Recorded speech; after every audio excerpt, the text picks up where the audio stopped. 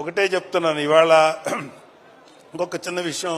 Suma, can I speak to sir?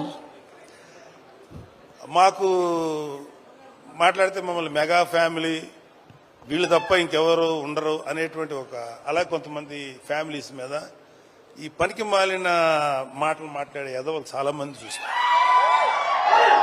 మాకు అలాంటి feeling లేదు.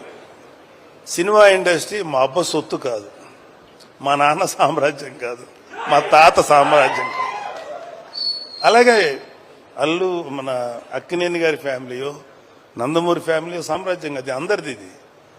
సో ఇవాళ అడవిశేషు గారు లేకపోతే ఎంతో మంది యంగ్స్టర్స్ ఫిల్మీ ఫ్యామిలీ సంబంధం లేకుండా దే ప్రూవ్డ్ వాళ్ళకి ఎవరు అడ్డం వచ్చారు, వాళ్ళ టాలెంట్స్ వాళ్ళు పైకి వచ్చారు.